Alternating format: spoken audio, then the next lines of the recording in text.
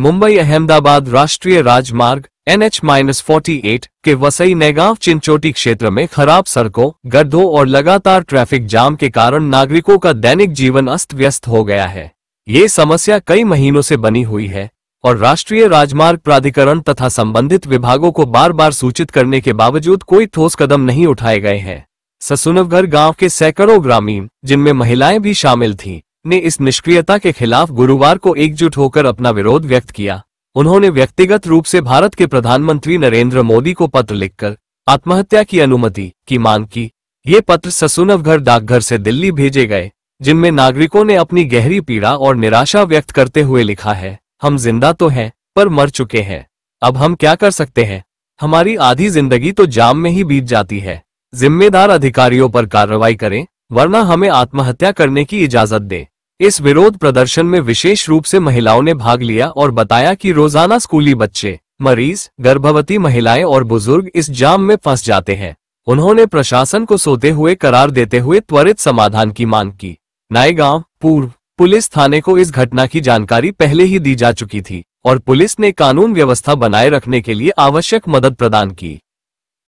आज या वाहतूक कोंडीमुळे आमची मुलं शाळेत जात आहेत। शाळा सुटते 2 वाजता, पण ती घरी येतात 5 वाजता आणि त्याच्यामुळे आम्ही आता सकाळी त्यांना शाळेत पण पाठवू शकत नाही आणि आमच्या मुलांच्या एक्झाम पण चालू आहेत।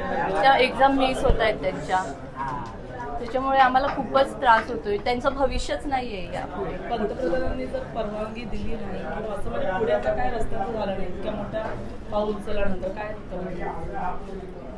गाव सोडायला लागेल, अजून काय करू आम्ही? तेच करायला लागेल, कारण गावाच्या बाहेर निघालो की ट्रॅफिक चालू होते। आमदार मंत्री कोणीच लक्ष देत नाही। आमदार खासदारांच्या गाड्या आउटसाईडनं जात आहेत आणि आमच्या गाववाल्यांच्या गाड्या आल्या की पोलीस पहिला विचारतायत की कोणती गाडी आहे म्हणून। आमच्या गाड्याच सोडत नाहीत। आज भूमिपुत्र फाउंडेशन तर्फे हे आंदोलन करण्यात येत आहे। आंदोलनाबद्दल काय? माझं नाव सुशांत पाटील, मी ससुनवघर येथील रहिवासीच आहे। आम्ही 2014 पासून ह्या वाहतूक कोंडीची समस्याला समोर जातोय। एक पहिला म्हणजे वर्सोवा ब्रिज चं काम चालू केलं, परत रिपेअर केलं, त्याच्यानंतर परत काम चालू केलं, त्याच्यानंतर नवीन कोविड लागलं, नवीन वर्सोवा ब्रिजचं काम चालू झालं, नंतर कॉन्क्रिटीकरणचं काम चालू झालं आणि आता कॉन्क्रिटीकरणचं अर्धवट काम सोडून आता पुन्हा गायमुख गटाचं काममुळे वाहतूकचं मोठं नियंत्रण चुकलेलं आहे। आणि आम्ही अनेक आंदोलन केली, अनेक तक्रारी केल्या। अक्षरशः गडकरी साहेबांकडे अपेक्षा होत्या का हे या कामाच्या बाबतीत सिरियसनेस असतात, पण आता समजलं काही प्रेस कॉन्फरन्समध्ये का ते का सिरियस नाही आहेत, म्हणून आता आम्ही त्यांच्याकडून सुद्धा अपेक्षा सोडलेली आहे। आणि इथे वाहतूक नियंत्रणचं अक्षरशः हलगर्जीपणामुळे कुठल्याही प्रकारचं नियोजन होत नाही। त्याच्यामुळे आम्ही ठरवले का आत्मनिर्भर कशाला बनायचं, त्याच्यापेक्षा आत्महत्या करण्याची मोदी साहेबांकडे आम्ही परवानगीच मागितलेली आहे। आणि मग त्यांनी परवानगी का मागितली आहे त्याच्या आम्ही पत्रामध्ये स्पष्ट उत्तर लिहिलेली आहेत का इकडे तुम्ही अधिकाऱ्यांवर कारवाई करत नाही, इकडे तुम्ही रोडची चौकशी लावत नाही। आम्ही अनेक आंदोलने ते सुद्धा आम्ही टाकलेलं आहे। मग त्याच्यापेक्षा आम्ही जगून करायचं काय? त्याच्यापेक्षा आम्ही इकडे आम्ही हयातीत नाहीच आहोत तुमच्यासाठी, तर आम्हाला आत्महत्याची परवानगी द्या अशी आम्ही विनंती केलेली आहे। जर परवानगी मिळाली नाही, म्हणजे असं नाही की परवानगी, पण पुढे काय पाऊल असेल तुमचं? कारण परिस्थिती बिकट आहे, पंतप्रधानांचं कधी उत्तर येईल, काय होईल? अपेक्षा आहेत मला का उत्तर येईल।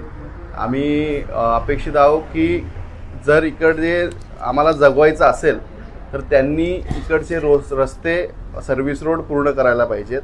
येऊन नुसतं थातूरमातूर नको तिकडे बांधकामं तोडतात, नको तिकडे कारवाई करतात, जे केलं नाही पाहिजे। आणि त्याच्यामुळे त्यांना जर आम्हाला जगवायचं असेल तर पहिला म्हणजे इकडे वाहतूक शाखा जी आहे त्यांच्यावर नियंत्रण आणलं पाहिजे। जर हेवी व्हेकल थांबवल्या पाहिजेत, मुंबई वडोदरा एक्सप्रेस लवकर झाला पाहिजे, जेणेकरून अवजड वाहनं कशी असतात बघायसाठी आम्हाला जावं लागेल, अशी आमची अपेक्षा आहे। अपेक्षा करतो की आम्हाला जर जिवंत ठेवायचं असेल, ते आम्ही पॉईंट्स लिहिलेत पत्रामध्ये, त्याची पूर्तता करावी, तर आम्ही इकडे जीवन जगून आमचं